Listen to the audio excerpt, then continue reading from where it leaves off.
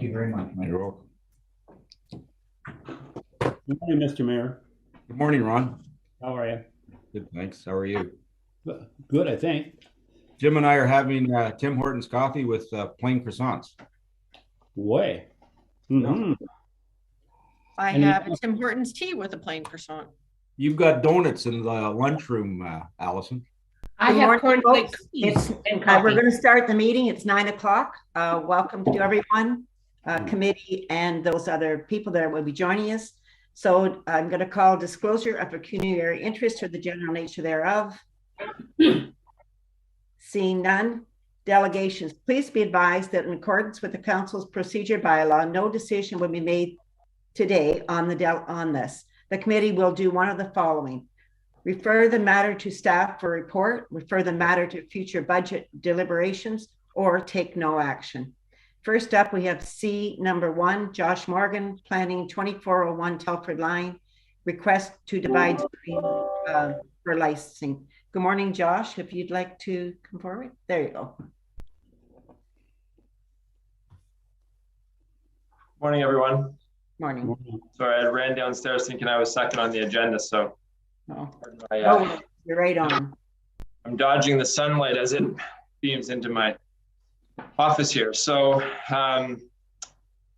yeah, I'm here this morning. Actually, I suppose I should ask him if I may share my screen, because I do have a brief PowerPoint presentation. Please do. Okay. Okay, so I'm here this morning representing the owners of 2401 Telford line. I know that members of the committee are very familiar with this property. There's been much discussion and debate related to the property and the kennel activities on the property. So I just kind of wanted to be clear from the beginning that, you know, as council is aware, or members of the committee are aware, I'm a land use planning consultant. So I do not have specialty in kennels per se, or you know, any real familiarity with the Animal Care Review Board. So, you know, my role on this file relates specifically to land use planning matters, and ultimately in the near future, applications that will be submitted on behalf of the owners under the Planning Act. Okay, so being a zoning bylaw amendment application and a site plan application. So I just kind of want to be clear that my role here is not to advocate on behalf of the owners of 2401 or provide representation on their behalf that relates to anything other than land use planning matters. So that being said, the cover slide here is simply just an aerial image of the property, just to provide the context for members of the committee and any members of the public that are watching for the location of the property. It's located on the east side of Telford line, 2 large rural lots south of Maple Valley Road. Okay, so I've read Ms. Gray's 2 staff reports that appear further down on the agenda. And within one of, or perhaps both of the staff reports, there's reference to a motion that the committee passed in early December. This was before my involvement in the file. So all I've done here is just copy and paste the motion so that we can kind of refer to it as needed. But ultimately, the motion stipulated 4 action items, which I understand will be considered today.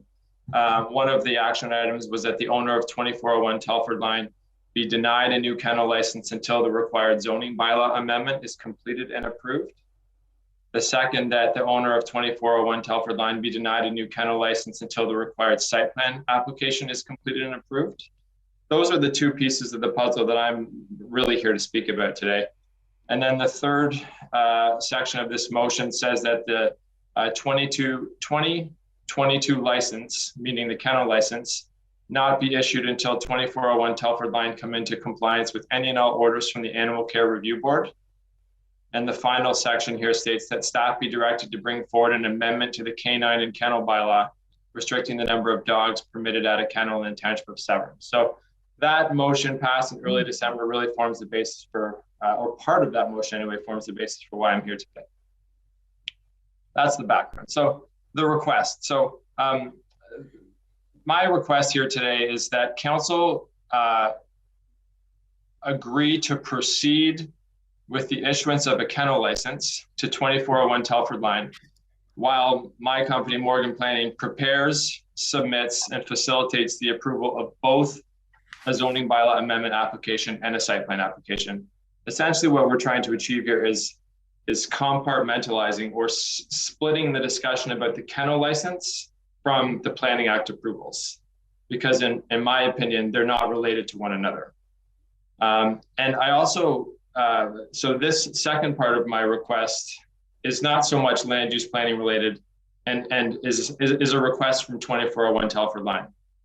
So that they are asking for that any proposed amendments to the canine and kennel bylaw be circulated to them for review in advance of its adoption. So again, we want to separate the kennel licensing issue from the Planning Act applications. That's our priority, but also we feel it would be appropriate for a draft of the updated canine and kennel bylaw to be circulated to kennel operators for their review before it's adopted by council. So that's our request. Just for some background here, we've already been through the location of the subject property. Just another aerial image here. You'll see that the rear of the property is largely woodland. There's some kennel activity up here, and then most of the kennel activity in this area, house and some outbuildings, and then agricultural fields. So for zoning, and this is important, so the property is zoned agricultural with a little band of EP. And the really important part here is that a kennel is a permitted use. It's permitted as an accessory use within the agricultural zone. So that's the real reason why I feel the kennel license discussion should be separated from the zoning discussion, because kennels are already permitted on the property by the zoning bylaw, so they needn't be tied together. And I think it's important to note, and I'll explain why, that on-farm diversified uses are permitted on agricultural properties, subject to a site-specific zoning bylaw amendment and an implementing site plan approval. So an on-farm diversified use, and you're probably familiar with that term, and I've probably been in front of your committee to discuss that term before, but in the case of this property, an on-farm diversified use would be, like dog sledding, for instance, because it's accessory use to the primary agricultural use of the property, or horseback riding. So the owners of 2401 operate what we refer to as Windrift Adventures. We know that zoning approval is required for any use that goes beyond kennel and agriculture. So the dog sledding and the horseback riding, that needs zoning approval. And what us planners refer to those accessory uses, we refer to them as on-farm diversified uses. So you will be seeing an application from Morgan Planning on behalf of 2401 for an on-farm diversified use on the property to enable Windrift Adventures to get back up and running with their horseback riding and their dog sledding. But again, that's a future application, and I'm asking for that to be separated from the discussion about a kennel license, because kennels are already permitted by the zoning bylaw. So the property this is just an official plan summary. So the front half of the property, or front 2/3 of the property, is designated agricultural by the township's official plan, and then the back half, which makes sense, is designated greenlands by the township's official plan. Similarly, a kennel is permitted within the agricultural designation by the township's official plan. So there's no question that a kennel is already permitted as a use, subject, of course, to a kennel license. And same as I said for the zoning bylaw, an on-farm diversified use or uses are permitted within the agricultural designation, subject to a site-specific zoning bylaw amendment, which is what we intend to submit in the month of February. So just a justification for our request here. So as I've noted, a kennel is already a permitted use within the agricultural zone. Therefore, the issuance of a kennel license need not rely upon future zoning bylaw amendment. Now, it's understood that site plan approval is also not required in support of the existing kennel. Therefore, the issuance of a kennel license need not rely upon a site plan approval. So that's why I believe the zoning and the site plan should rightfully be separated from the discussion about a kennel license. By separating the issuance of the kennel license from the zoning bylaw amendment and the site plan approval processes, the existing kennel may continue to operate, while the ancillary, the accessory on-farm diversified use, meaning the horseback riding and the dog sledding, will be considered via a future planning approval process. And I think importantly, and I know that this is included within the staff report as a recommendation to the committee, the owners of 2401 Telford line will agree not to operate any on-farm diversified use on the property until the planning approval process is complete. This will ensure that the uses on the property conform with the township zoning bylaw and the township's official plan. So I hope that I've been clear in my request and my justification for the request. And if you wish to ask me questions, I'd be happy to answer them. Thank you. And I'll stop sharing my screen now. Thanks, Josh. Are there any questions from the committee? Member Taylor. Yeah, just a question to Josh. Was any of the kennel activity on the Greenlands, Josh, or was very close to that map you showed there? Good question, Member Taylor. I believe that there are kennels that are occurring within the Greenlands designation. I suppose, importantly though, the entirety of the property, even the back Greenlands portion, is all zoned agricultural. So the zoning bylaw would enable the kennels to expand into the wooded area back there. Okay, thank you. You're welcome. And Member Burkett?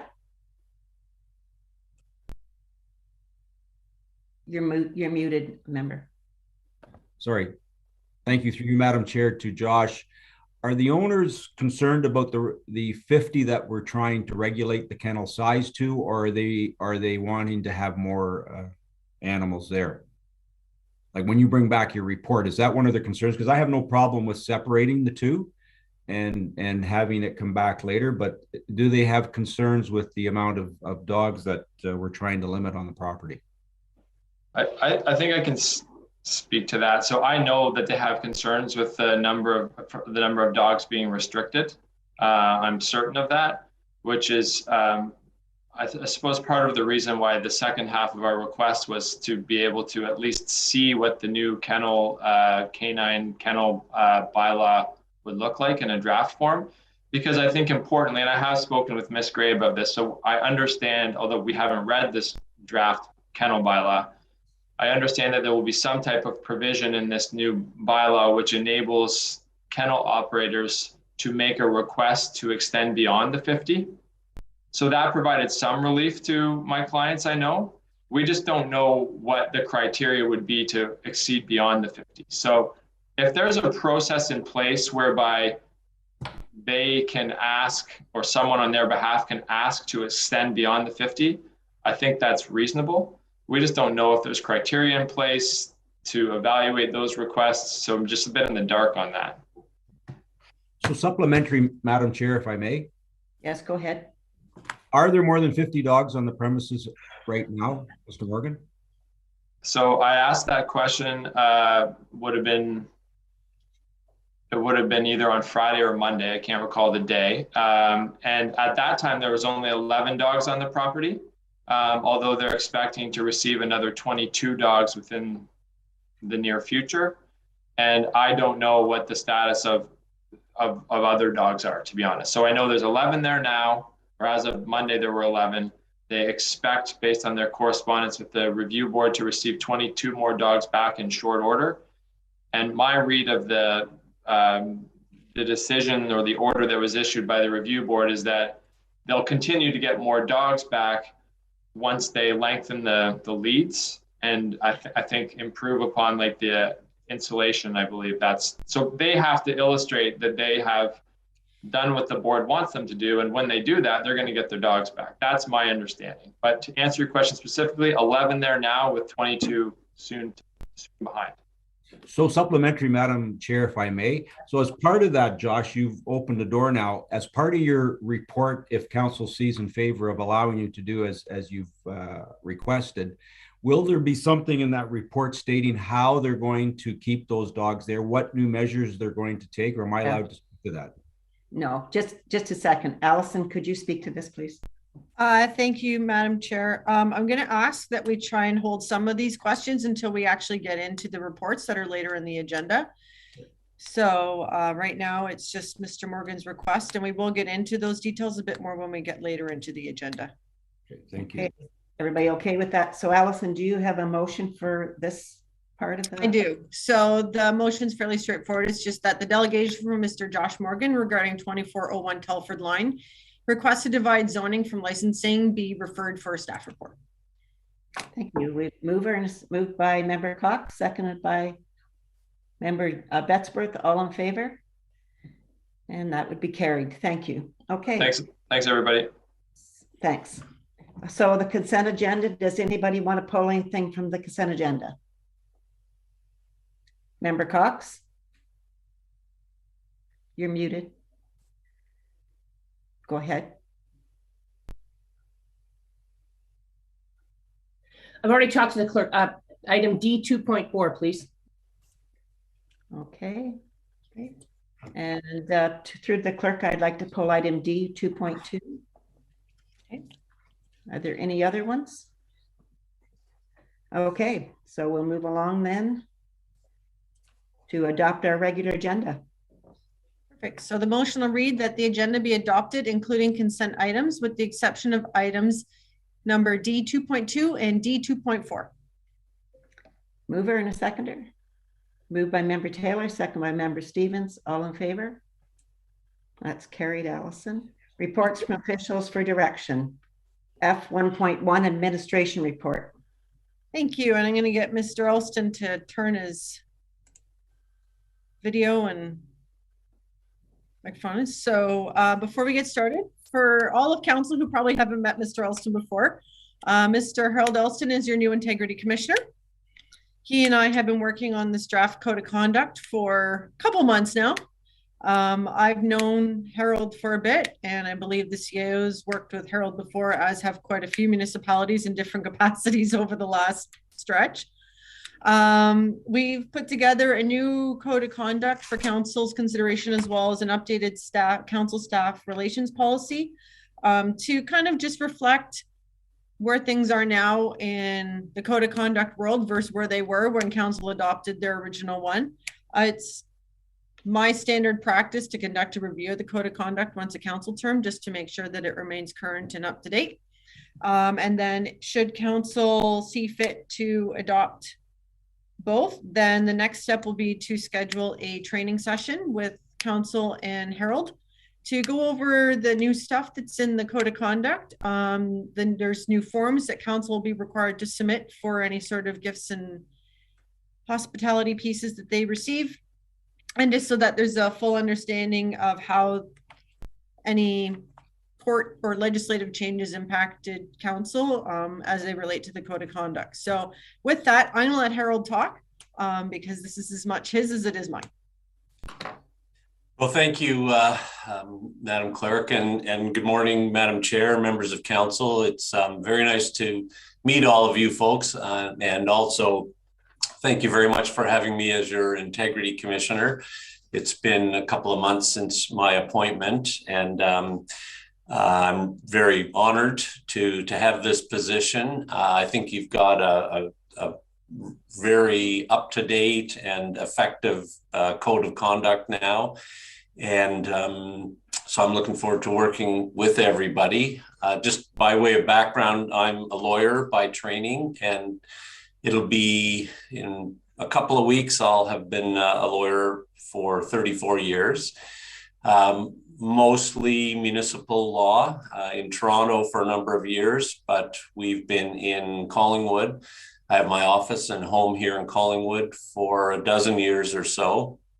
And my practice now is really split between acting as a municipal solicitor for a number of towns, townships throughout Simcoe, Grey, Bruce, Muskoka, Haliburton, and Parry Sound mostly.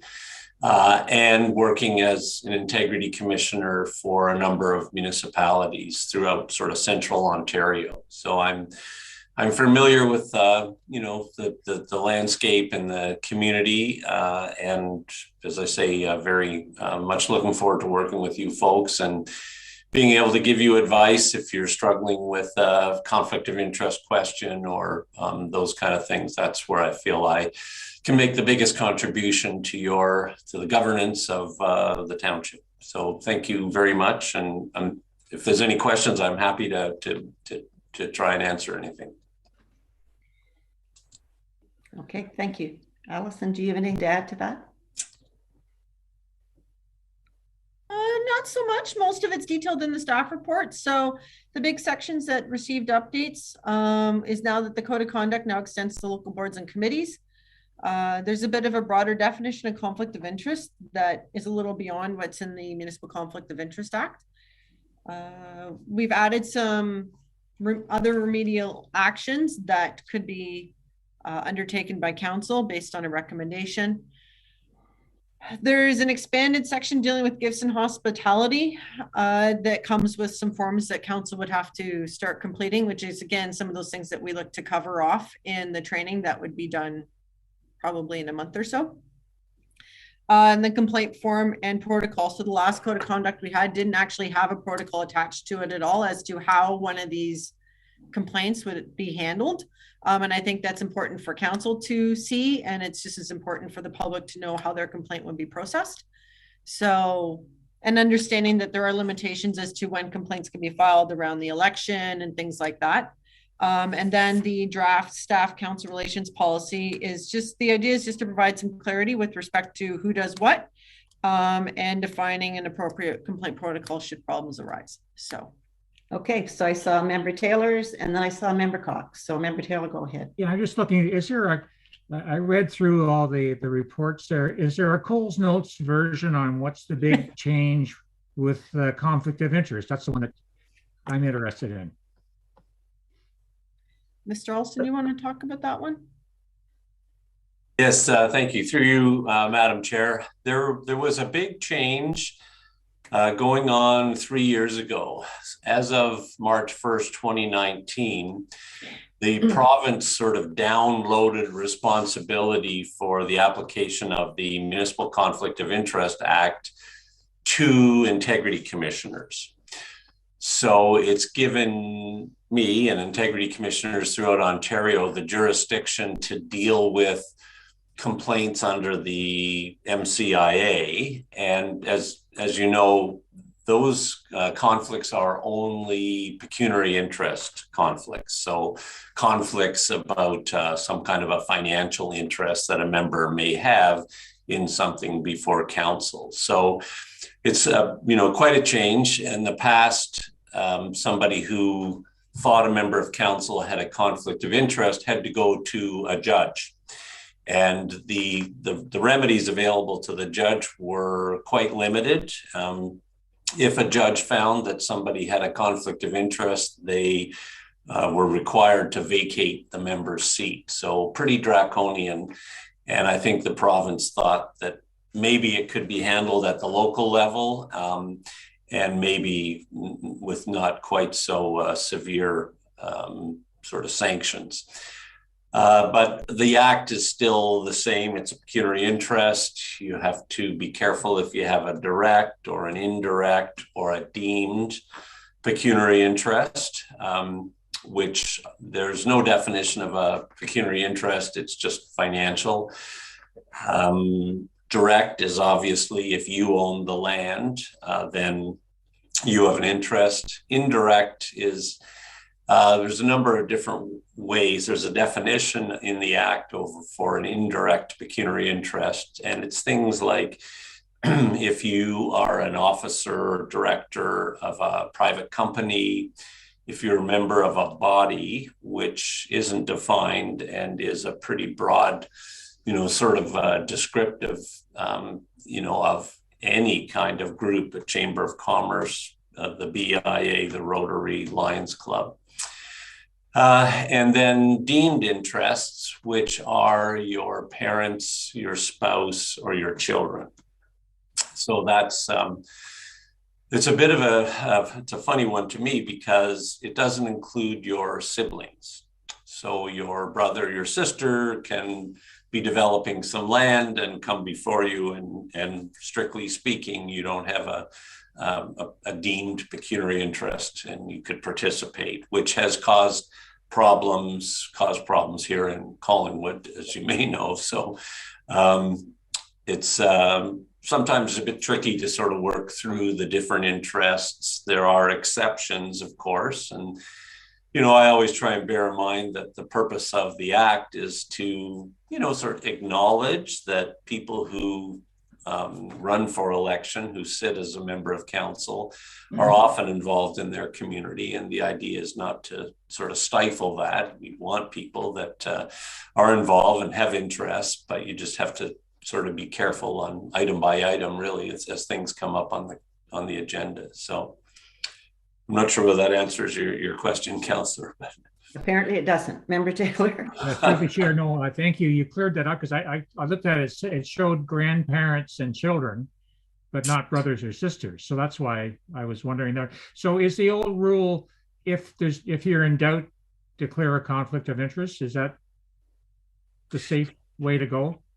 Thank you. Through you, Madam Chair. Well, I think so. If some of them, it's very difficult. One of the exceptions is if you have an interest that is so small or so insignificant or so remote that it wouldn't influence your vote, then you're okay. And that's such a subjective thing. So yes, I think if it comes down to something could go either way, the safe thing is to disclose the interest and excuse yourself from the discussion, the vote. Don't try and influence the vote. I think the saying goes, if in doubt, get out. Yes, that's right. Member Cox, you're up next. Yeah, through the chair to Harold. So there is a thing here about a complaint form, but what if it's in the next month, or we have questions? How do we get hold of you to speak to you about anything we want to ask you without, does it have to go through something formal, or can we just call and you can help us out with a question? I just want to know, because we still have some time. Well, you never know when I'm going to need to find out something if I'm not sure of it. Well, hopefully Allison will give us all this information. Yes. So after today's meeting, I'll be sure to send her on Harold's contact information. Yes. For all of council, and you're welcome to call him anytime if you have questions.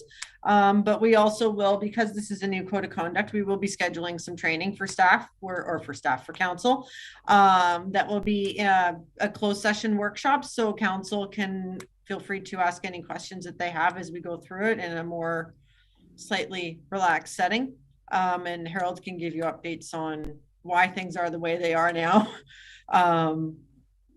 But yeah, well, I will give you Mr. Elston's contact information, email, phone number, everything, and you are welcome to reach out to him at any time. He's your tool. Thank you very much. Thank you. So I think that's it, Harold, and thank you so much for coming today, and look forward to seeing you in the future. Thank you, Madam Chair. Thank you, members of council, and have a good day. Thanks. Bye. Allison, are we going to do these all on one, or are we going to do them each one as we go through? I just have one motion to deal with the code and the policy. So. Okay. So the motion reads that the administration report A22-002, apologies, that shouldn't be 002, dated January 26, 2022, regarding the code of conduct and council staff relations policy be received, and that the code of conduct for council, local boards and committees, and the council staff relations policy be approved. Okay, mover and a seconder. Moved by Member Cox, seconded by Member Taylor. All in favor? That's carried. Okay, F12, administration report, land sale inquiry. Thank you. And I apologize for the number of reports I have on today's agenda. So this is an inquiry we received in the fall. So this is someone who lives in the area and is interested in purchasing the larger corner lot on at the corner of Trader Cowan and Twin Oaks. So there is a history to this neighborhood, which is detailed in the staff report. So, but given the lots are actually haven't been deemed, which means that if we proceed with sale, then they will be 3 separate lots that would be sold. Planning had no objections to it, provided that they could meet all the requirements for servicing and putting the house on the lot, then they would be able to build on these lots. Public Works had no objections, but the idea based on the history of the area would be that any proceeds would be put into the same reserve as the small amount that came from the Township of Tay following amalgamation.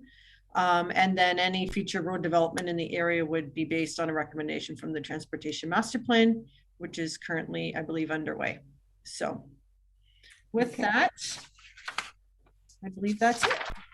Member Cox, you have a question? Yes, through the chair to Allison.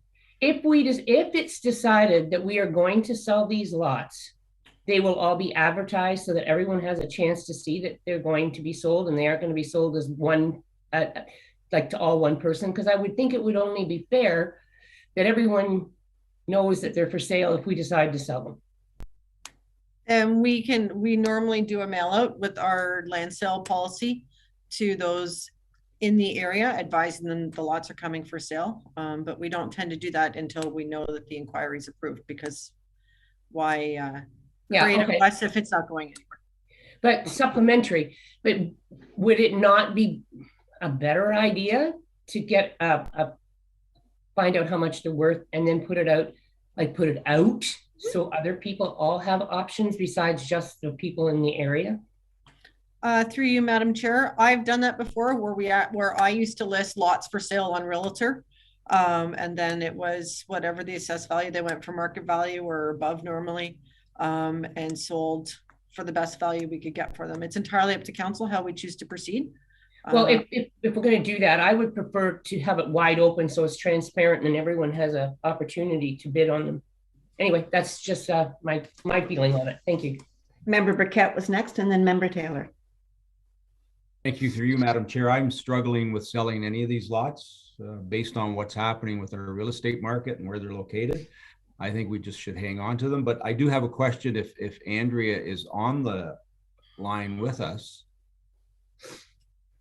Morning, Andrea. Good morning. Based on Andrea, those three are three separate lots. As a township, are we able to consolidate them to make them two? And that would give us a larger lot, and then maybe look at selling them. Is that a possibility, or is that something we can't do? If I may, through you, Madam Chair, to Member Burkett, in response to your question, certainly you could look at doing deeming bylaws or lot line adjustments, that sort of thing, to reconfigure the lot patterns as they are now, as you speak of. So say for two lots. Thank you. Okay, Member Taylor. Yeah, through the chair, I agree exactly what Member Cox has said, to make sure it's open for everybody and not just an adjoining lot owner or something. But I differ from the mayor there. I think this is the right time to sell these. Real estate's red hot down there, and it's three lots, and then we can get it approved, advertised, and yet we can decide if the value isn't what we think it is. Council can turn it down as well. So I would say full steam ahead and put them up for sale. So just, but we would have an appraisal first, right, Allison? Yes. Okay, Member Cox, you were next. Yeah, but just through the chair too, I think it would be Andrea. If we sold these as three separate lots, there's something in here that they'd have to get variances, that they aren't the right size now, or are they the right size? If I may, through you, Madam Chair, to Member Cox. So the lots, if they are undersized, are recognized in our zoning bylaw. The challenge would be whether or not you can fit the home and the septic on the property with the appropriate setbacks. So the lot size will be recognized, even though it's deficient. It's the other things that must fit, the building envelope and that sort of thing. So supplementary, then what the mayor had said is if that's going to be an issue, if we had two, at least we'd have two good ones that we know we could sell without issues with variances and wells and septic. Just a thought. What do you think? You're the planner. Oh. Andrea, I just wondered what you had comment on that was. Would it be better to like, is it safer to do the one and then leave them three, or do we say with two? Go to two. if I may, through you, Madam Chair, to Member Cox, we haven't actually taken the lots and tried to place the building envelope on because we don't have a specific proposal at this point in time. If that's something you direct and you'd like us to go away and do that, we just haven't gone into that much detail at this point in time. Okay, thank you. Well, I would think before you can get an appraisal on each lot, we have to know if a house is even good and a septic fit on them. Certainly, Madam Chair, in response to your question, yeah, that would be information we would assist the appraiser with as part of that process, for sure. Okay, Member Burkett? Thank you, through you, Madam Chair. In full agreement. I think we need to know whether or not these 3 lots would sustain a home, and happy to see an appraisal come back. But again, if we could divide it into 2 and get a much larger home situated on these lots, which would fetch more money, I would like to see the comparison and get some sort of appraisal for that as well before us. Okay, Member McIntyre. Through you, Chair. Through you, Chair, I would expect that any offer that would come in on these 3 lots would be conditional upon the purchaser being able to build, and that would be a process that would probably take as long as it, I don't know with the COVID, how long it would run through our system, but I don't foresee anybody bringing an offer on 3 lots without the ability to build on 3 lots. And if it's one purchaser, it's very likely that they may want to reduce down in order to have the process a bit simpler. It's a difficult area to make a decision on at this moment based on the fact that we don't know if we've got 2 lots or 3 lots. So it's going to be conditional no matter what, I would think, from a sensible purchaser. So that's just my thoughts on it. Thanks. Allison, do you have something to say before we go to Member Taylor? I just want, if I can, for 1 second here, show council an aerial of the area that shows actually what would be similar other lots in the neighborhood that are built on. So if you have it. Do you have it? Rather than just the map, because there is an aerial I can show you. Yeah, we have an aerial. We have an aerial of all these lots, and that was one of my questions to Andrea. All the lots saying going north on this page, are there houses on those? Yeah, there are saying, like, so the 3 lots that are in here are similar sizes, except the corner one's actually a little bigger than the ones that kind of follow along on Trader Cowan. Right. Member Taylor? Well, that was my point exactly. Looking at the aerial here, there's the lots just north of it are the size that we're selling. So why would we incur any more costs? Let's get them appraised, see what they're worth. There's 2 real estate members on the board, and I heard from one of them. I'd like to hear from the other one. Just let the purchaser pay for his or her expenses on it.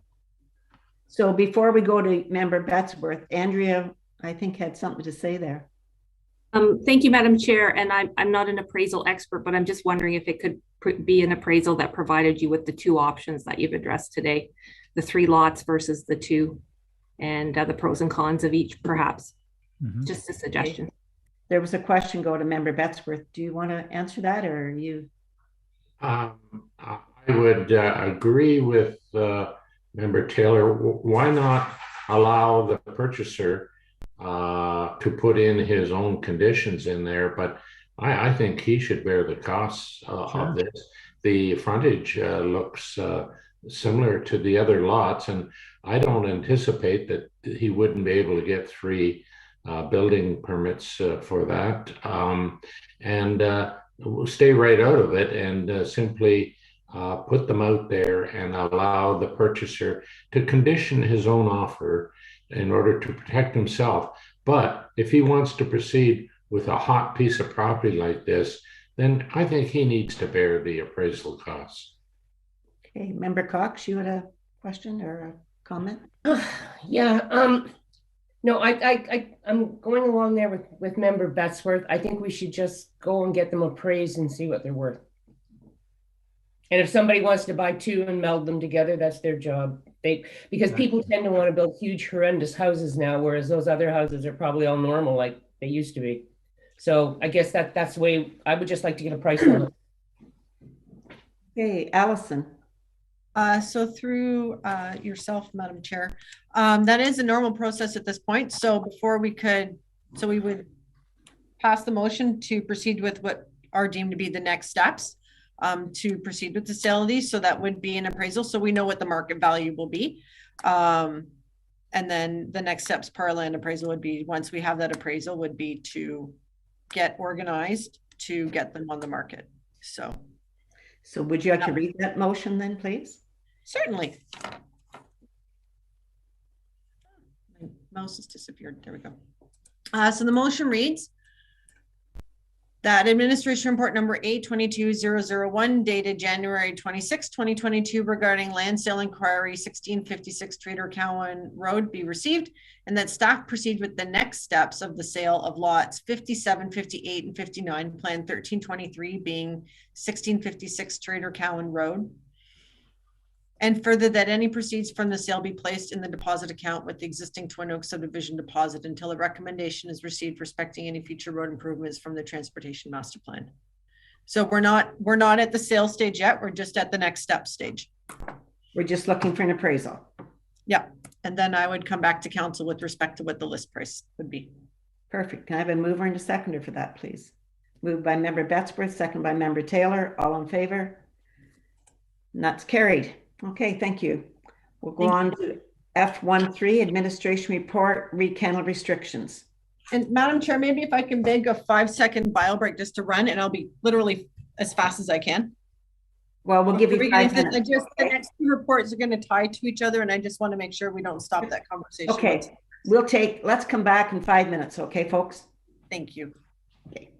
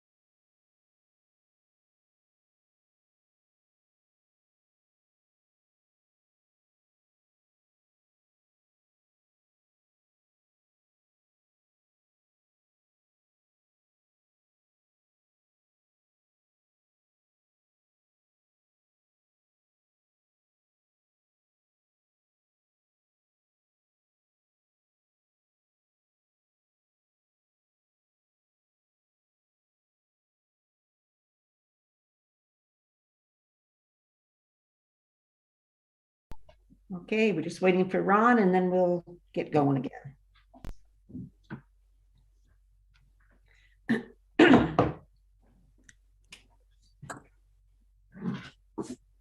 Sorry, I'm the chair issue. So Allison, when we go on a 5-minute break, do you shut the YouTube off? Yeah, we go into intermission and the feed says we'll be right back. Intermission. Okay. I like that. Good, thanks.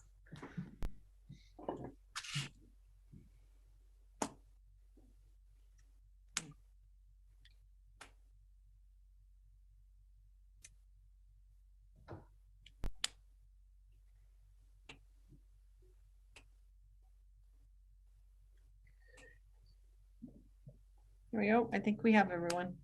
Okay, so we're all back. Allison, F13, Administration Report, Kennel Restrictions. Thank you. So this is a report that was deferred from December. So staff are seeking to put in a 50 dog limit on our general kennels. This is due to a result of a couple different factors. So one is that, as council's very well aware, we had a drastic change in how our canine enforcement operates at the end of last year, where the OSPCA is no longer providing our enforcement. We've contracted through the Township of Romero to do that. And so we do no longer have access to their OSPCA is still our kennel, but for very limited purposes only. So we need to somewhat adjust our operations to accommodate what we feel is reasonable. It's still on the high side. 50 dogs compared to other municipalities is still on the high side. Agila is only 20. I compared other somewhat rural municipalities. So Agila is only 20 to 30, Clearview's 35 dogs, and that's again only depending on their zoning. Oro-Medonte does allow up to 50. So we thought, well, let's try and match our neighbor so that we're comparable on one side. So that is the proposal. Following the correspondence that we received in December, we did have the idea and the request to drop it or put in a limit of 50 reviewed by our solicitor. And that note is in the report under additional information. And it does state that the municipality does have every right to put a limit on how many dogs are permitted at kennels or in general within their municipality. Based on discussions following that correspondence with Mr. Morgan and with our solicitor. And I've always operated under the assumption that with any of our bylaws, even if it's not explicitly stated, that someone from the public can always come forward with a request for exemption. But just to make things easier, staff are prepared to build that mechanism in the interim between when the agenda was released and to date, because I am working on the council agenda now for next week. I have developed what those clauses would look like, so I can share my screen and show council exactly what that wording would look like if they'd like. But essentially the idea is that we would just we would amend one existing line that says 2.8. Right now it reads, no owner of a dog shall harbor more than 4 dogs at one property. To just say no owner of a dog shall harbor more than 4 dogs at one property without a kennel license. And under kennel licensing itself, it would say the maximum number of dogs permitted at any one kennel for which a kennel license has been issued shall not exceed 50. And a kennel license may not be combined to increase the number of permitted dogs on a single property. And then we've added a whole section, which will be number 8 and everything adjusted afterwards, that basically allows for requests for exemptions. So because that paragraph is a little wordier. It basically says, notwithstanding provisions pertaining to the maximum number of dogs permitted at a kennel, council will consider written requests for exemptions to the maximum number of dogs where the kennel owner demonstrates that appropriate measures will be undertaken to ensure that the health and welfare of the dogs is paramount. Any such exemption that is granted by council pursuant to this section shall be subject to any conditions deemed appropriate by council in its sole discretion. So, and I've pretty much matched the wording from our neighbors and what that exemption reads like. So again, we're consistent with how other municipalities would be applying that. So Allison, if you're comparing other townships, when I think of a kennel, I think of that's where I take my dog if I want to go on holidays. Yeah. But this is going to be a working kennel. They have a business that those dogs work. Yep.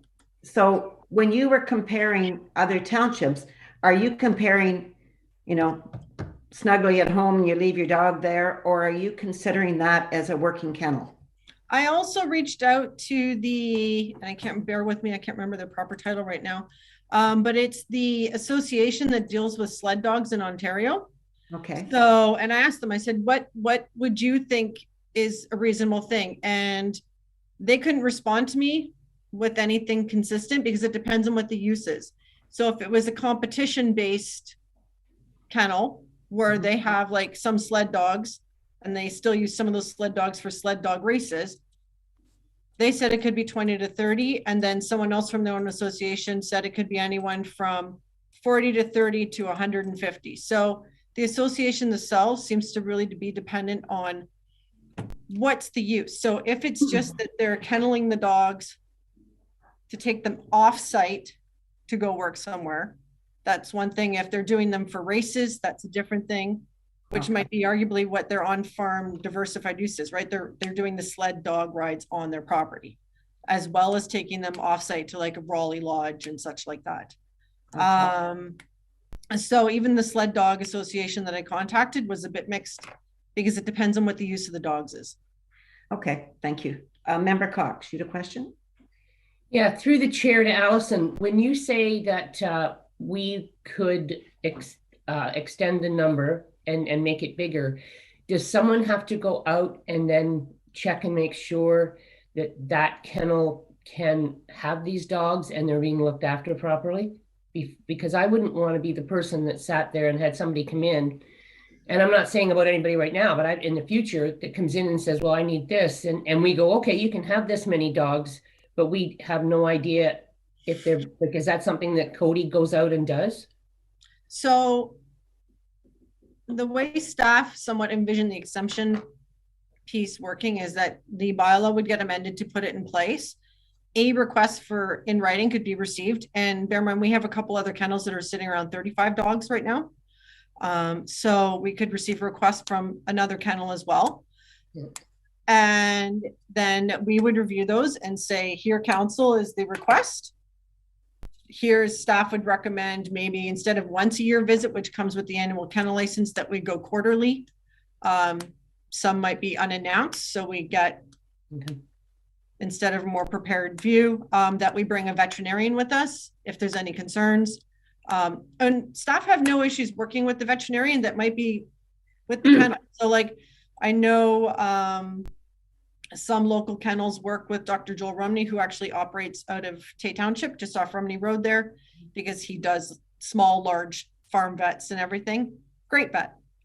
There's some just in the area here that we've worked with. So we're not going to be the ones who undertake any sort of animal assessment ourselves. We're not professionals to do that. So we would take someone with us to do that. And that would be built into the exemption. So we would come back with a report to council to say, if council wants to grant this exemption, again, at its sole discretion. These are the steps that staff would recommend, that instead of a once annual visit, that we do 4 visits a year. And that with those 4 visits, we take a vet to check on the health of the dogs. All right, thank you. Member Taylor and then Member Burkett. Yeah, through the chair to Allison. I think I read in your report, Allison, that there is currently one place that has over 50 already. Is that true? So there is one kennel, at least historically, that's had more than 50 dogs, and that is at 2401 Telford.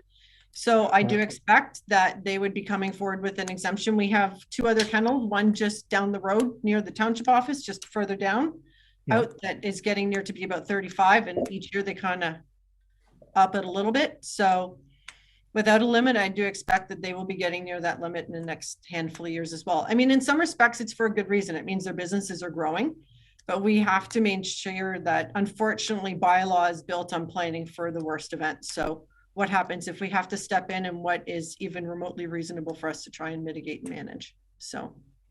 Yeah, just to follow up through the chair, I thought if there was someone other than 2401 that had greater than 50, then how like, we don't cut them off at the knees. We have to treat them fairly. But you're saying at this point, no one is above the 50 right now anyway.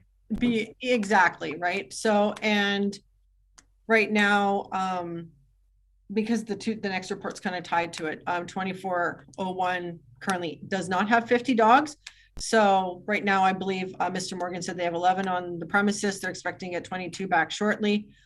This would give them time to put in the request for exemption before the rest of the dogs that would put them over 50 come back onto the property, and we give council time to deal with that. Okay, thank you. Member Burkett. Thank you, through you, Madam Chair, to Allison. So I heard you say that we inspect once a year. Mhm. Who pays for the vet?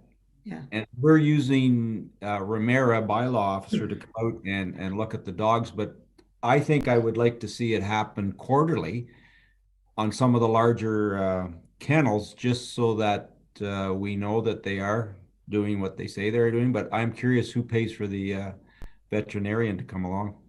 So through you, Madam Chair. So right now, when we do our annual kennel inspection to do the license issuing, we don't bring a vet with us. And I need to make that clear.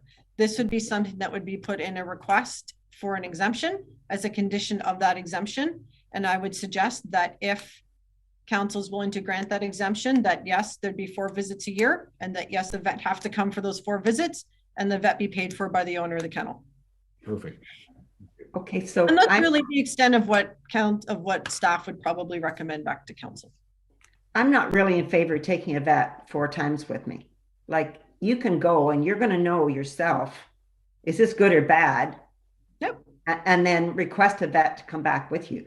And again, those are, and through you, Madam Chair, those are things that council can, I would suggest, discuss when a request for exemption comes in as to how council wants that structured. Okay, so that's later. Okay. Any other questions? Okay, an amended. Allison, please. Sorry, Madam Chair, bear with me. I just lost my mouse. There we go. So it's that the administration report 821-047 dated December 15th regarding kennel restrictions be received, and that the Township of Severn introduced a limit of 50 dogs per kennel, and further that the required amending bylaw to bylaw 2020-62 being the canine and kennel bylaw be brought forward immediately. Okay, mover and seconder. Moved by Member Stevens, second by Member Cox. All in favor? And that's carried. Okay. F14, Administration Report, Telford Line, Windrifters Adventures. Thank you. Through you, Madam Chair. So this is a bit of a, so council did, I should say council, committee passed a motion at the Corporate Services Committee meeting in December, which was not passed when the matter came forward to council. It was deferred to this meeting. So the motion from the January Corporate Services Committee meeting has not been ratified as yet. So if council wants to pass an alternative motion, then they can. So just by way of clarification, going back to Mr. Morgan's presentation this morning. So the motion again that was passed in December has not been ratified. So just working our way through the various issues. So at the time, we didn't know the gist or know what was going to happen with respect to a decision or order. Thankfully, we have that information at this point. So Mr. Morgan was correct in that they did get some dogs back fairly quickly after the decision or order came out from the Animal Care Review Board. And the condition for the return of the rest of the dogs was basically that they need to extend the tethers to a minimum of 3 meters for each, and that the dog houses must be insulated. And then once they can provide evidence that that has been met, then they can request a number of dogs back from the province in relation to, I guess, how many structures have been retrofitted to meet the order. So over time, I expect between us and their Moonstone property that they will start to get some of their dogs back. So, and to Mr. Morgan's statement, then I guess they expect to get 22 dogs back in the foreseeable future. That's between them and the review board as to what the timing of that is. But that is how the order is written. With respect to the 50 dog restriction, I do fully expect an exemption request to come from them, and we hope so. We're not in the business of trying to stifle local business, but we do need to make sure that in general our kennels were operating within what we could manage. So once that exemption request comes in, then it will go on the next available agenda for council to review. And then staff will bring forward some suggested conditions that council may or may not want to consider, and it'll be up to council to set what that is. With respect to the planning applications, having reviewed it with Mr. Morgan and discussed it further with township planning staff since the December meetings, we don't have really an issue with splitting the zoning and the site plan applications from the kennel licensing matter, provided that the current owners do an affidavit stating that they swear they will not operate the on-farm diversified use before those applications are processed and approved. So, because otherwise then they would be in contravention of the zoning and put us all in a bit of a spot to try and process those applications. So with that, I guess it's more if there's any questions, but staff have put forward the recommendation that so the license not be issued until the dog licensing, until the kennel comes into compliance with the orders from the Care Review Board. So that's the housing and the tethers. And further that they be denied a kennel license until we've received that affidavit saying that they won't do the on-farm diversified use until they've completed and approved those applications, and that then those applications be split from the licensing requirements. So a bit of a three-prong recommendation, but that's kind of where staff were trying to work with them to try and bring it forward so that one piece that will take longer, which is the zoning and site plan, can move along. Whereas as soon as we can get out and deal with them with respect to the kennel licensing. Okay, Member Burkett has a question. Thank you, Madam Chair. To Allison, will this have to be registered on titles? Should someday they sell the property and new owners think they can do as they wish with the property, or no? And I don't know, I might need the director of planning's help on this, but the zoning is transferable, like regardless of owner. So, I mean, it's my understanding that this property before the current owners was operated as a kennel too, smaller in scale. But then these folks purchased it, moved in, and then have expanded the kennel use. So the kennel use would continue regardless. If an exemption's granted down the road, then we can make sure that there's a flag in our systems so that if an inquiry comes around from a potential purchaser, that they're aware that there is a kennel exemption granted. These are the conditions. And then any future zoning amendment and such would obviously come through a planning review. So I don't know if the director wants to speak to that as well. Anything to add to that, Andrea? Thank you, Madam Chair. I'll just add that the site plan approval results in a site plan agreement that is registered on title to the property and will outline the nature of the operation and what is permitted to occur there. Okay. Member Taylor. Yeah, through the chair to Allison, on your recommendation, the first one there, it says that it comes in compliance with the Animal Care Review Board. That's already come back, that you can check that one off already then? Yeah, so we would work with them on that. So and I don't mind doing it with them on this until they hit the 50 and get an exemption, that we could license them in phases where we amend it. So like if they get a license in 3 weeks time for 33 dogs, so that's the 11 plus the 22 they expect to get back, we could license them for 33 dogs.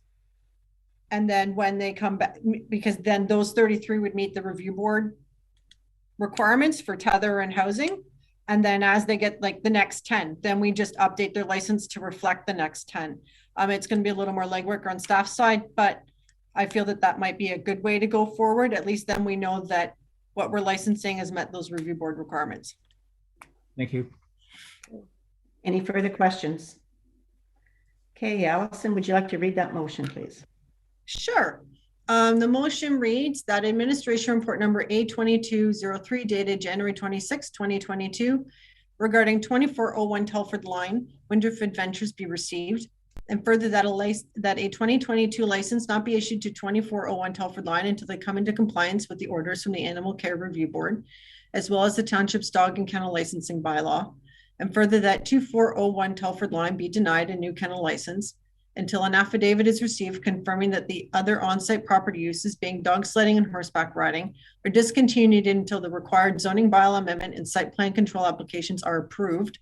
And further, that the outstanding zoning bylaw amendment and site plan control applications proceed independently of the kennel licensing requirements. Mover and a seconder, please. Moved by Member Stevens, seconded by Member Cox. All in favor? And that's, You've got that, Allison, one against the rest? I do. Thank you very much. Thank you. Okay, Allison, this is all about you again. Carry on. Okay, so my last report, I do believe, is an update to our election sign bylaw. So this was actually largely written by Cassidy, who's our records clerk. So trying to start getting her some exposure to writing staff reports. But I told her this time I'd be the one to present it to council for her. Next time she'll be in front of you. Is she watching on? I don't know if she's on or not. I don't think so.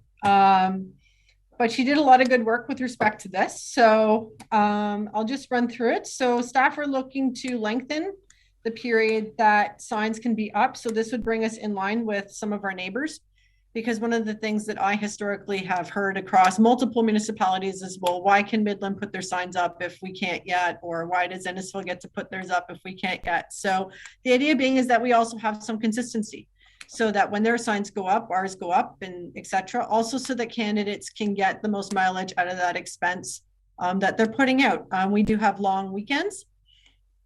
So in order to make sure that candidates have the ability to reach our seasonal residents, stuff like that. So staff are seeking 60 days for regular elections and 45-day for by-elections.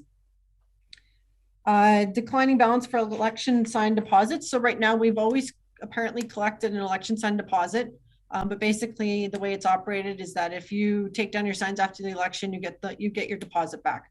The idea here is that if we have to go start removing your signs because you've put them right in the middle of a daylighting triangle, then there will be a bit of a declining balance. The idea is trying to get candidates to be more proactive as to the placement of their signs. Candidates will absolutely still be able to pick their signs up at the township office up until a certain number of days. But the idea being is that signs go in the right spot from the start. So, and a general prohibition on township logos and branding. So council, I believe it was last year, approved an amendment to the municipal resources, municipal elections policy, which generally deals with the use of the logo, crest, and branding, etc., not being used on campaign for any campaign purposes. And we just wanted to make sure we extended that into the election sign bylaw so that it's consistent.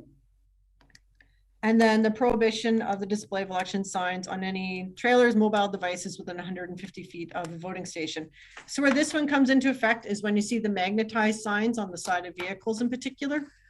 So often candidates will get the magnetized signs to put on their doors and such for while they're out campaigning. And we just want to make sure that, say, if they pulled into the community center parking lot to go vote, they have to pull that off while they're parked there. They can't leave their campaign advertising on their vehicles while they're inside a facility. So, and I believe those are the gist of the changes, unless council has any particular questions. Oh, the one other thing I should point out is that we are trying to broaden our election sign general provisions to also cover provincial and federal candidates. So this is quite normal across most municipalities, where it's just, we don't want them putting them on our property. We don't want them putting them on our daylighting triangles. They would be exempt from any deposit requirements and anything like that, but it's just some general sign provisions. Most campaign offices do contact us before a federal or provincial election asking if we have a bylaw. So we just want to make sure that we're have an answer for that phone call. Okay, Member McIntyre, you have a question. Through the chair to the clerk, I just wonder, is there any restriction in terms of the size of the signs? If you wanted to rent a billboard and say, re-elect so-and-so, is that possible? Many municipalities don't allow you much bigger than 4x4 or whatever. And I wondered if we have in our bylaw anything to limit the size of the election sign? Madam Chair, at this point in time, we don't, and we historically haven't. And for those places that have put restrictions on, some places, the way they go to bed, so they'll say you can't have more than a 4x4 sign. But what you then see are 9 4x4 signs stuck to each other to create one big billboard. So it can be very clever how everyone works their way around it. So in general, I find it's just easier to just don't restrict the sign sizes and just make sure they're more appropriately placed is my focus. Okay, good answer. Anybody else have any questions? Okay, Allison, if you'd like to read that motion. Okay, so it's that report number A22004 dated January 26th, 2022 with respect to the election sign bylaw be received and that the updated election sign bylaw be approved and brought forward to the next council meeting for consideration. Moved by Member McIntyre, second by Member Stevens, all in favor. And that's a carry. Thank you. Okay. And I'm done, I promise. But don't leave us, right? I won't leave you, but I'm done. Public Works, F21, Fleet Assessment Management Solution. Do we have Derek here? Yep, there we go. Morning. Good morning, everybody. And thank you through the chair. Yes, so I'll start this one off and then I got a few back to back here. You do. If I can just open it up. Okay, great. Okay, so the long and short of this report is we had sought a asset management solution. We went out for an RFI, which is a request for information, and the responses back indicated that we actually already had a very similar provider in asset management, Public Sector Digest, with their citywide process. So we single sourced award the fleet management solution to them in the late part of 2021. Fast forward to now, we became aware that there's another solution provider that aligns better with our enterprise resource platform, which is called TownSuite. And so we're going to redirect those efforts, if you will, to TownSuite to provide a bit better alignment with the overall system. But we have to reimburse the other company, right? Through the chair, there are some relatively minor fees that have been incurred to date in terms of getting the project started, but it won't be the full proposal of $26,900. I believe I received that bill just recently, and it was kind of in the few $1,000 range. Okay. Any further questions? No, not seeing any. Allison, do you have a motion for that? I do. So the motion reads that Public Works Report number W22-001 dated January 26, 2022 with respect to Fleet Asset Management Solution be received, and further that the single source award issued to PSD Citywide to implement their Fleet Asset Management Solution be canceled. Moved by Member Cox, second by Member Stevens, all in favor?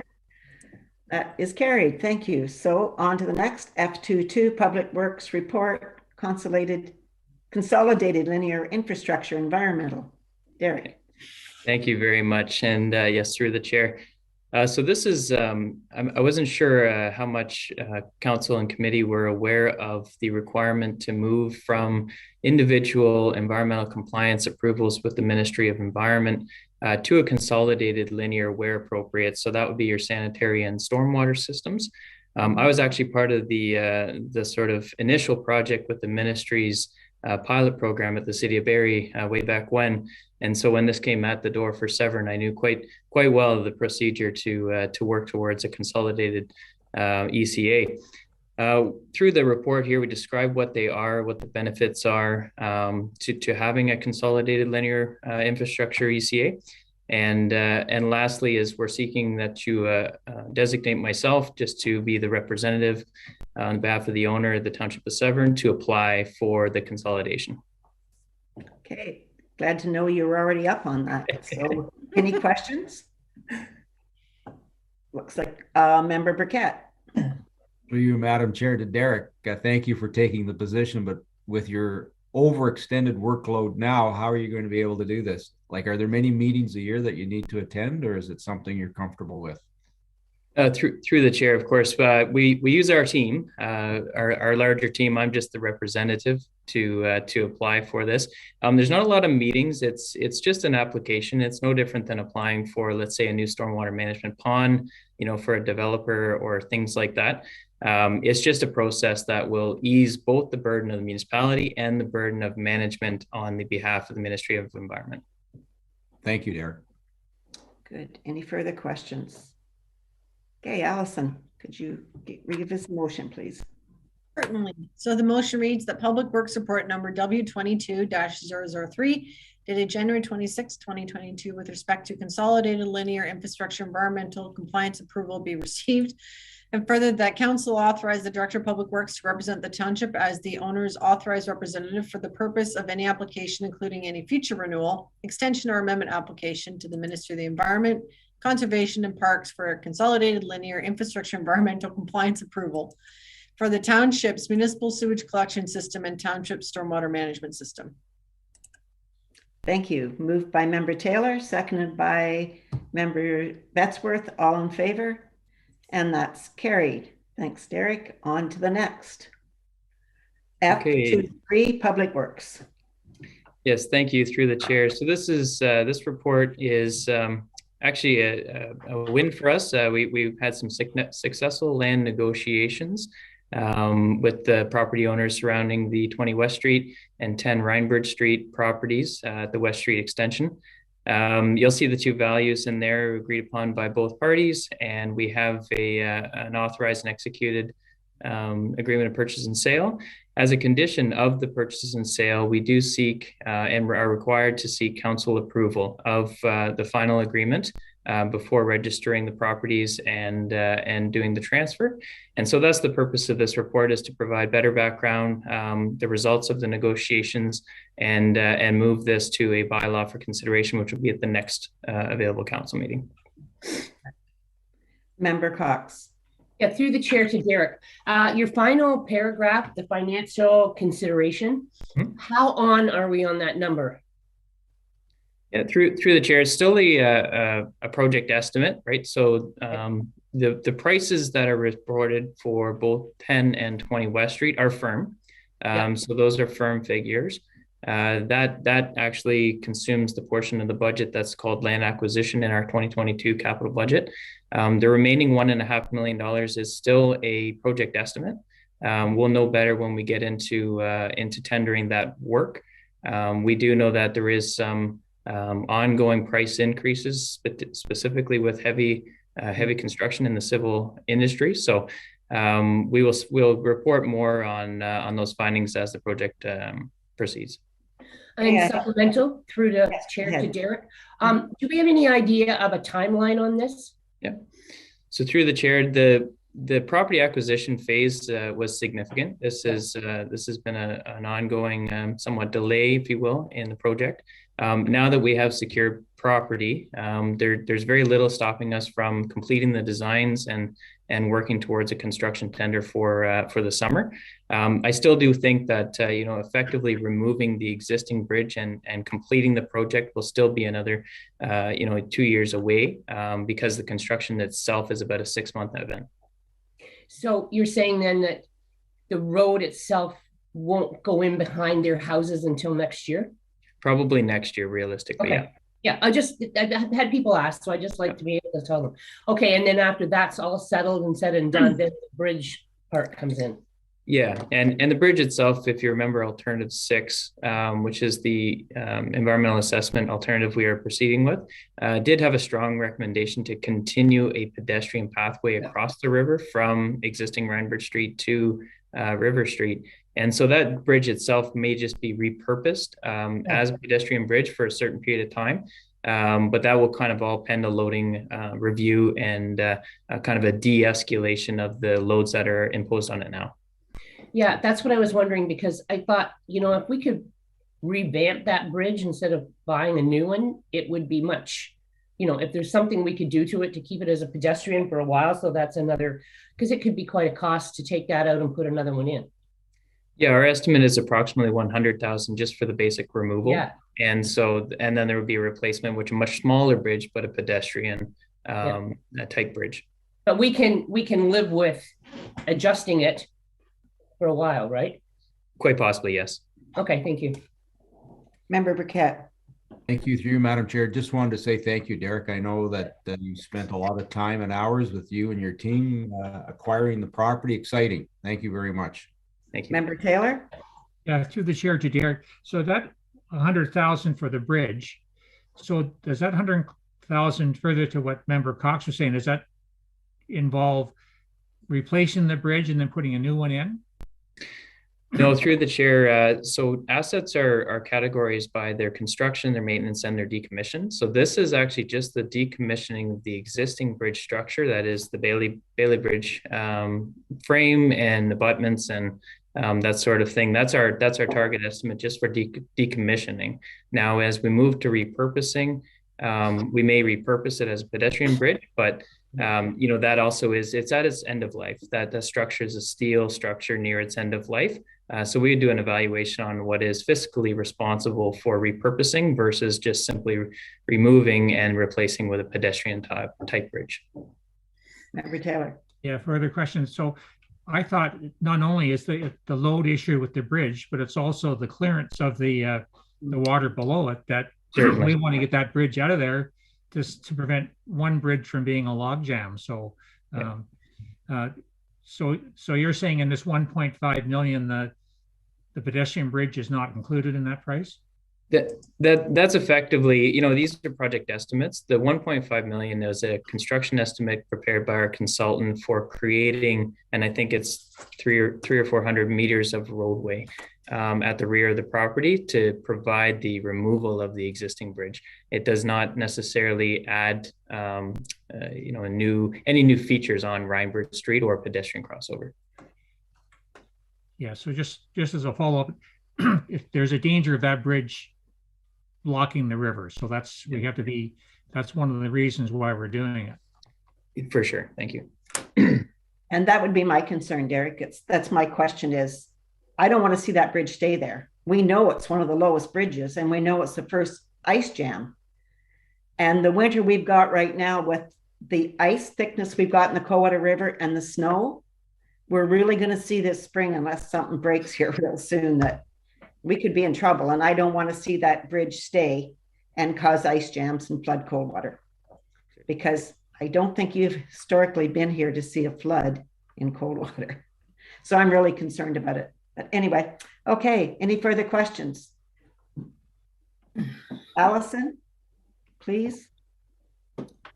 Certainly. So the motion reads, the Public Works Report number W22-004 dated January 26, 2022 with respect to West Street Extension land acquisition be received, and further that the agreement of purchase and sale for a portion of 20 West Street be accepted and that the required bylaw be brought forward, and further that the agreement of purchase and sale for a portion of 10 Rhinebird Street be accepted and that the required bylaw be brought forward. Mover and a seconder, please. Moved by Member Taylor, seconded by Member Cox. All in favor? That's moved. That's carried, sorry. Okay, we go on to Public Works, tandem cab and chassis snowplow equipment. Thank you. Through the chair. Yes, this report, you'll see kind of year over year around January. What we're seeking is to remain consistent in our fleet, specifically interchangeable parts that are applying to Viking products for the snowplow. That's the mount and the snowplow and the box actually that distributes the sand at the side. So our recommendation here is that the project be awarded to Viking. The price this year is $145,000. This does, combined with the estimated cost for the truck itself, keeps us within budget. And so we're asking to proceed with that acquisition in 2022. Any questions? Okay, I just have one, and maybe I didn't understand it well enough. Does that snowplow equipment we've got on the truck we're giving up, does it fit on this new truck? Through the chair, I mean, with some modifications, I suppose it could, but both assets depreciate about the same rate. They're actually made of very similar materials. And so often when we trade these vehicles in, we do trade in the snowplow equipment with it. And that adds to some of the value of the trade-in. Okay, but then the cost, I understand that now because it would rust and whatever, but correct. So the answer is no, we're not keeping it. Okay, thanks. Any further questions? Seeing none, Allison, please. Sure. The motion reads that Public Works Report number W22-005 dated January 26, 2022 with respect to tandem cab and chassis snowplow equipment be received, and further that single source procurement for the purchase of snowplow equipment be accepted, And further that the project be awarded to Viking Sives Limited in the amount of $145,950 plus HST. Mover and a seconder. Moved by member Taylor, second by member Stevens. All in favor? Okay, that's passed. So we'll go back to new business.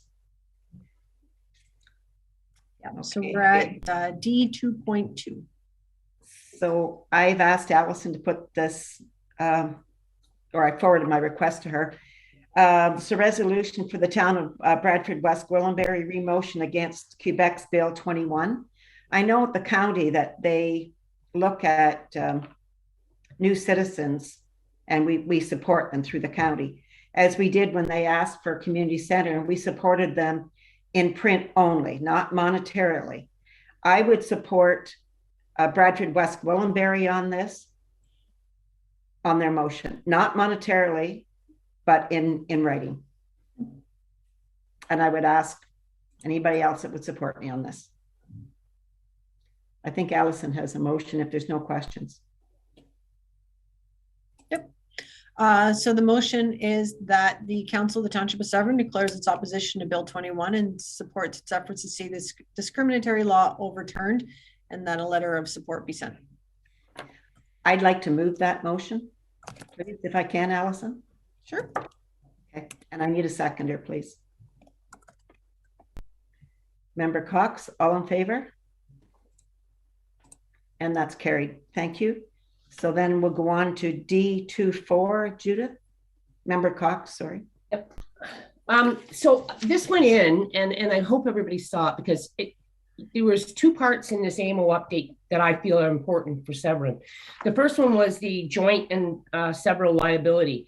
We all know that liability and risks are a major driver of our increasing insurance costs. So there is a template motion that we send to our Attorney General about supporting the AMO resolution for them to look into this. We need to have the 7 recommendations contained in the AMO submission, and I would hope that we would support this one. And Allison, do you want me to speak to the next one and then we do them at the same time, or do you want to do one at a time? Entirely up to you. We can deal with the one. Okay, so then the next one that I thought was important for us, which we've run into before, is the CN rail lines issues with drainage for farmers. And we have I would like to support this also for the same thing, is it's about the Drainage Act, and we expect CN Rail to pay their costs the same as everybody else when we're doing our municipal drains, or if any farmers have any issues, they should be aware and be looking after helping with those costs. So those are the two things that I thought would affect our township the most, and thought we should bring them forward and support AMO and the rest of the municipalities putting it forward to the government so that they can help out every one of us. Excellent. Those are two good ones. Anybody else have anything to add to that or support in it? Okay, seeing nothing, Allison, could you? Certainly. So it's two separate motions, one for each topic. So the first motion is, whereas in October 2019, AMO provided a submission to the Attorney General of Ontario entitled Towards a Reasonable Balance Addressing Growing Municipal Liability Insurance Costs, which provide an overview of the municipal argument to find a balance to the issues and challenges presented by joint and several liability, including implementing a full proportionate liability and a cap on economic loss awards. Now, therefore, be it resolved that the Council of the Township of Severn supports the 7 recommendations contained in AMO's submission, and further that the province of Ontario be requested to meet with AMO to work on a plan for resolution before the end of its current mandate. Moved by member Cox, seconded by member Taylor. All in favor? Mark? No, actually, I had a question there. Oh, sorry. Yeah, go ahead, member Taylor. You're muted. You're muted. Perfect. I'm just wondering, it's labeled CN rail. What about CN and CPR? That's the next one. That's the next motion. Sorry. Okay, I didn't hear it yet. Okay. That was moved by member Cox, seconded by member Taylor. Sure. Sure. And all in favor? That's carried. So on to the next motion then for Certainly. So the motion reads, whereas the Ontario Drainage Act establishes the process for how public utilities, including railways, participate in drainage, and whereas railways, along with other landowners, benefit from and have participated in Drainage Act processes for decades, now therefore be it resolved that the Council of the Township of Severn support the December 23rd, 2021 correspondence from the Ontario Minister of Agriculture, Food and Rural Affairs, OMAFRA, which requests that CN Rail pay its costs as assessed under the Drainage Act and not hinder the progress of drain projects or others in the future, and that correspondence be sent to CN Rail advising of the township support. Member Taylor. My follow-up question then through the chair is why we have another railway line running through our township as well. CPR. Certainly we can extend this to also send correspondence to them. Any other questions? Okay, moved by Member Cox, seconded by Member Taylor. All in favor? Carried. Okay, so was that all of yours, Member Cox? Yes. Yeah. Okay, so we'll move on now to committee member updates, and we'll start with Ward 1. Okay, I have two here. One's from the Cowater Mill. Our grand opening for the upstairs gallery has actually been scheduled for Sunday, June the 12th. And when it gets closer to the date, we'll see if whether it's being affected by COVID or whatever, but I'll let everyone know the exact time when that's going to start. And the second committee I'm on, Segbay Chamber of Commerce, our AGM is scheduled for Thursday, May the 5th. And it's going to be held at the new Cowater Grill there on County Road 16. So, are you going to send us a reminder on that too, Member Taylor? Yeah, I'll it'll probably be on next month's update as well. Thank you. Perfect. Member Cox up next. Yeah, Lake Country, we're working on our strategic plan. We almost have it finished, so that should be good. This is Lake Country is also putting out an advertising booklet this year for the first time since 2019. We didn't get to the boat show because it was canceled in Canada, but we're sending all our information to the boat show in Minnesota because we have a huge number of boaters from the Americans who come up to Aurelia plus all the way up through the locks. There's another interesting thing is the owners, I can't remember what the name of the restaurant is, but they have taken over the Stephen Leacock home and they're putting in a restaurant. So that opens up another restaurant on our waterways for our boaters also. The other one is our hits on our websites have gone up 30% since 2021 and really higher than 2020.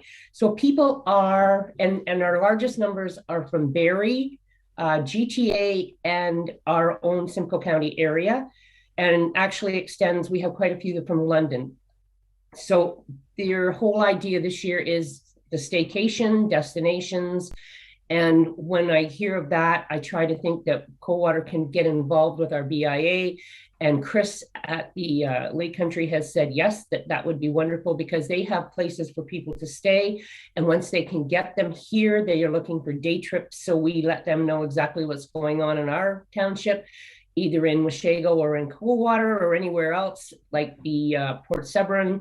And they have all that information and they'll pump that out to help promote our Severn Township.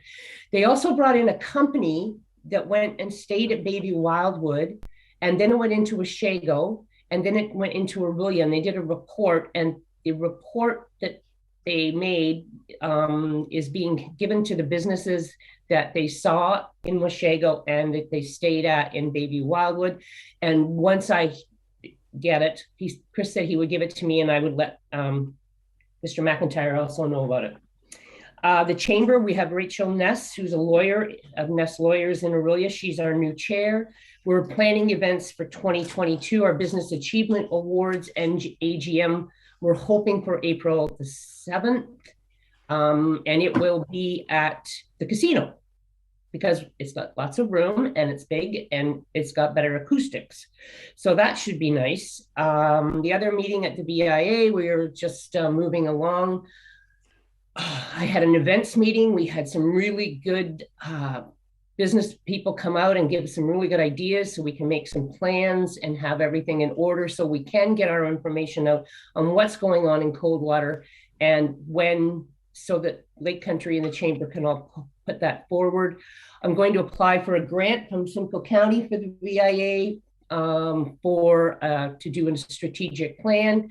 And Stephanie and I applied to the Activator Main Street for a grant for a full-time social media manager for our BIA, which we could really use because our business owners are so busy with their own things and it's really tough for them to try to manage our social media and all the other things that we are booming along with there. So that's it. Thank you. Thank you. We're on now to Ward 3. Thank you, Madam Chair. The Otis Park Fairgrounds annual general meeting for January was postponed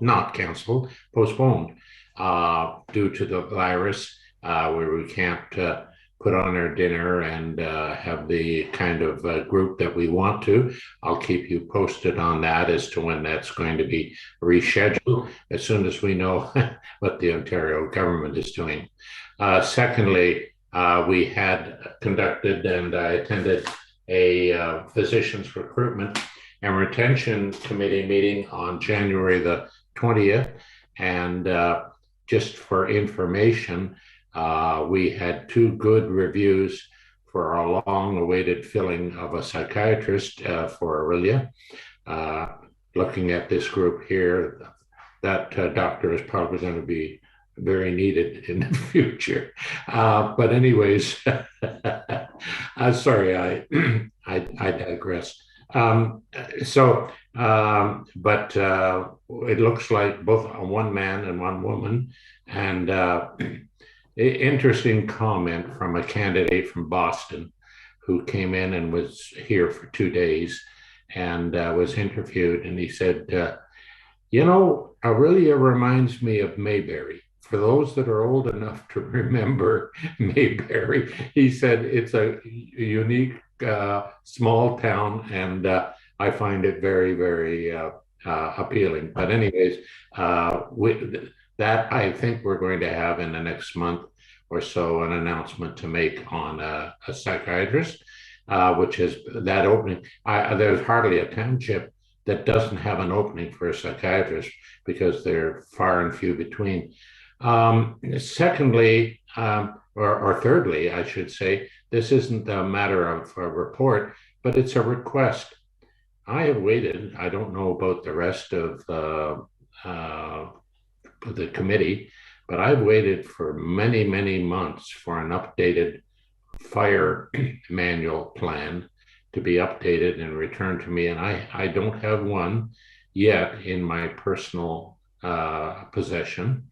And I just wonder what the holdup is there in getting to council an updated manual. Secondly, I turned in my budget book as we were asked to do for the updates that we were wanting to be put in there for the final budget, and I have not had that returned either. So this is a plea to administration. Please provide reasons why council have not received those 2 very important documents that we need. Thank you. Okay, maybe they can get back to us by email. Member Cox.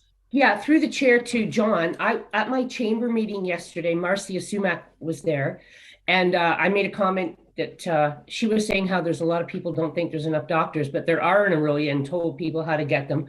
And I made a comment when I did my update that we were so happy to get Dr. Freiberger. Anyway, she waited, and then she put up her card and she said, this is very nice because it was a compliment. She said, I wish that the city of Aurelia would follow the lead of Severn, who gave us $20,000, and that the township of Oromadani only gives $4,000. And the fact that we take this so seriously and we are doing all this for our residents. So I just thought I would let you know how they were very kind and accommodating to us. Just as you're right, I received all kinds of accolades on this last meeting on behalf of what this council has done. Just to put it into perspective, Oromadonte, where they only give 4 to ours, they also give 4 to RVH. So for a total of 8, but that's still way off the mark. And of course, we are now giving more than the city of Orillia, which is 15. And of course, Romeric is nothing. And we've had no movement on that at all, which is very discouraging, but we're going to continue to work on that. Thanks very much. Okay, Member Stevens, you're next. Yes, I've had 2 financial commitment meetings with the library board. I have a library board meeting this afternoon, and I have another finance meeting tonight, and I have a meeting tomorrow morning with SSEA starting at 9 a.m. Any questions? I have none today. No, Member McIntyre, you're up next. You're muted.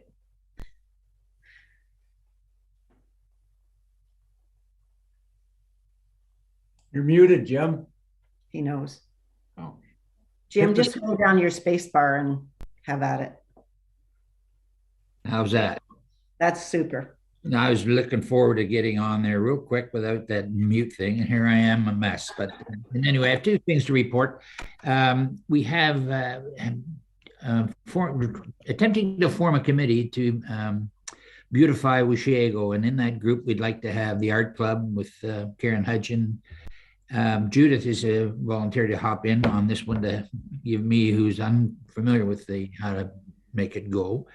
Don Westcott from the Horticultural Society, the Lions Club, and others. We're trying to form a committee, and we're attempting, I think, maybe to do that when we get a little ease up from the province, so that we can sit and meet and conclude whether we're going to go ahead and make a Beautify Washego committee. So that's in the offing.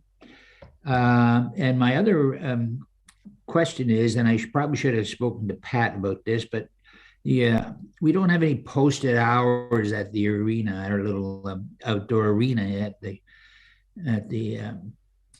community center, and there's ice hockey being played when there's public skating going on. We don't have a defined time on that. I'd like to see somewhere along the line that we could have Parks and Rec make a sign or make a conclusion on when it's good to public skate and when it's not, because the hockey pucks are flying around and little ones who are trying to learn how to skate and so on. Pretty much that's about it from here. Good. Hopefully Derek Burke can take that under his wing. Okay, any questions for Jim? Anybody? Okay, thanks. Member Burkett. Thank you through you, Madam Chair. I sit on the Affordable Housing Committee. Back in 2014, they were given a goal, a 10-year plan to attain 2,685 affordable units. To date, as of December 31st, 2021, we have done 2,364, so we're well ahead of our goal. Also sit on the Airport Committee. As it stands today, it is one big chunk of land. The county has taken the initiative and they're dividing the large parcel into 19 blocks, hoping to attract businesses that will be able to lease one of those 19 blocks and move forward with the airport lands. And they've also, I think I mentioned the last time, they've already widened the airport by 50 feet and hoping to extend it by another 1,000 feet this year. Those are my comments.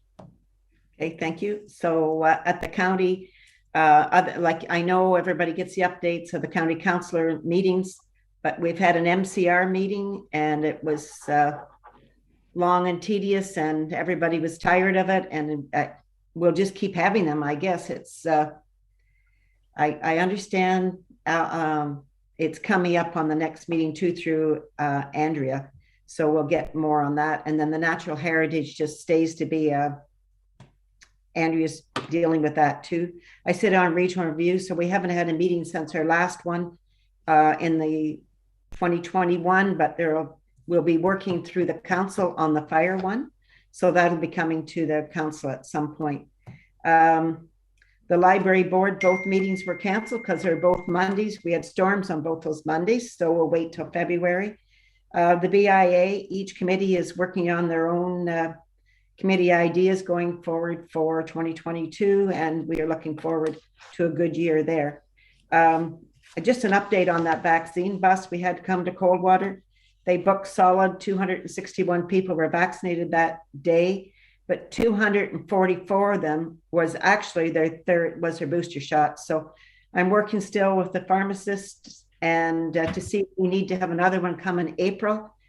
They are actually vaccinating 90 people every Sunday at their clinic through themselves. They're phoning people, asking them if they would like to have a shot. So we're going to hold off on that for a bit and see if we need the Vax bus again. But for right now, it's just going to stay the way it is. So that's all I've got. Any questions? Member Cox? Yeah, I would like to find out, or for you to find out, or the mayor, how much has been spent on that regional review for consultants? Because every single report that those consultants have brought back has not been, their recommendations have not been taken. And I think there's only one that has been. There's only one that hasn't been taken, and that was the library. It's over and done now. Well, the fire one hasn't been taken either. It's not done with yet. Well, the library, the library is the only one that's over and done. Well, I would like a cost on all of them, please. Yeah, it's not a problem. And okay, thank you. That money came through as a grant from the government. It's not tax dollars from, well, it's tax dollars from ours in the end, but it's all through a grant. Yeah, well, I would like the Hempson report too on the number of councils. I'd like a costing on that one too. I just think I would like to find out how much they're spending on all this when they've already done it once before. Yeah, and it's new councils. So yeah, you've every right. Thank you. I'll find that out for you. Okay. Brickett. Thank you, Madam Chair. At the regional review, you know, the two gentlemen, I think Michael Finn and that, I can't remember the other man's name. Has there ever been any discussion as to the report that we spoke to? I know the report has been kept confidential. Has there been any discussion on possibly seeing what the outcome of that report actually has in it at your committee? If it's done, it would come to county. Well, it has been done, but it's confidential. Oh, well, we haven't been able to see it. No, but I'm just curious that at your committee, if you could possibly ask, is there an appetite to maybe ask them again as to why it's been confidential and why we haven't been able to see it? Yep, I'm writing that down, Member Brickett.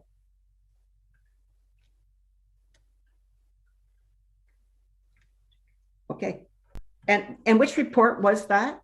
So if you remember, just after the premier, I remember that Finn guy. Do you? Yes. So actually, someone drafted, or did I went down to speak at the county, but each mayor was able to go down and say a few words as to whether or not we should regionalize or just stay the way we were.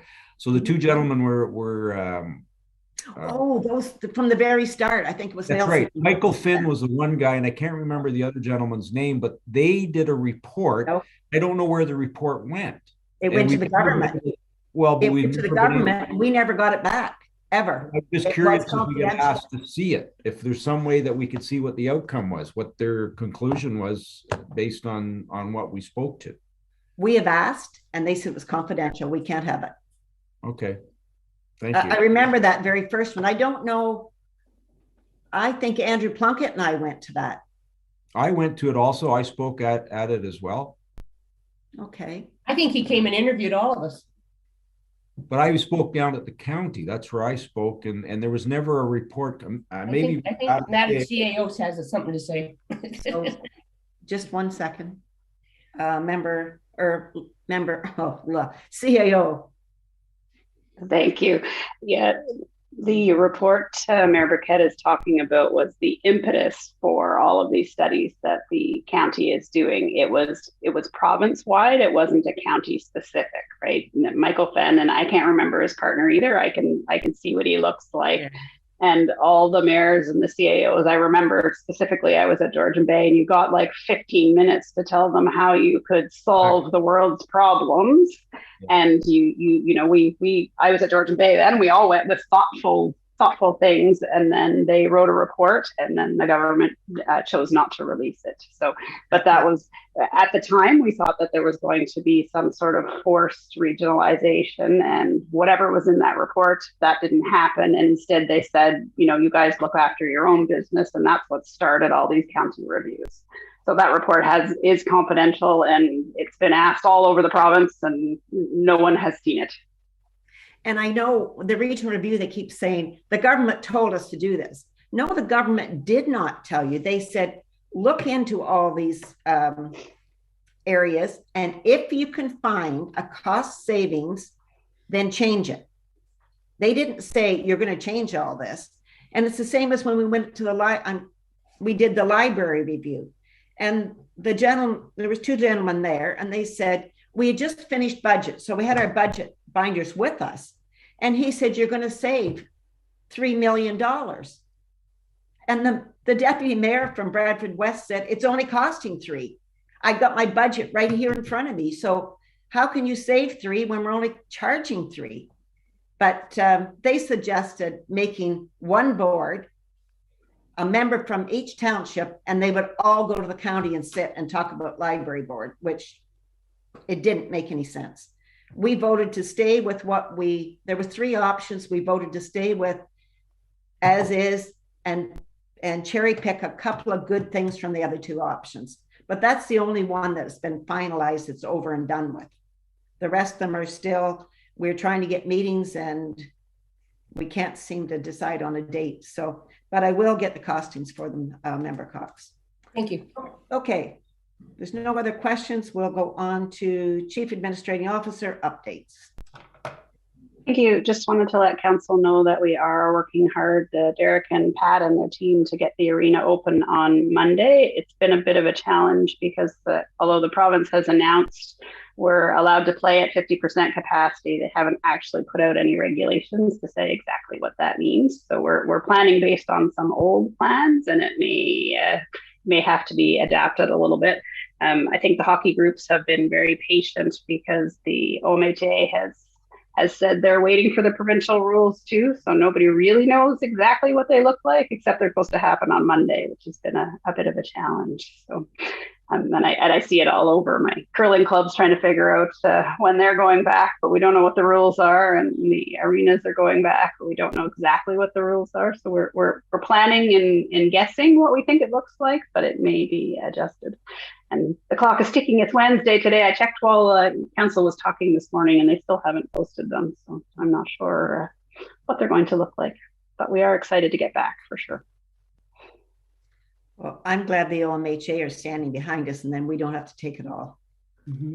Yeah, I checked yesterday, just very minor hockey, and their website says we're waiting on the OMHA, and then I looked at the OMHA and it said we're waiting on the government. So everybody knows we're doing our best in isolation, but we do really need to know what the specific rules are before we can go hardcore. And I know everybody likes to blame the government, but this is all new to them too. Like, it's new to them, it's new to us. I think everybody's flying by the seat of their pants here, hoping everything's going to work out. But anyway, if that's all, Lori, we'll move on to, there's no closed session, to adjournment. Allison? Really simple, just that this meeting is hereby now adjourned at 10:52 a.m. Mover and seconder, please. Moved by Member Cox, second by Member Stevens. All in favor? Carried. Have a good day, guys, and enjoy that sun. Yep. Thank you.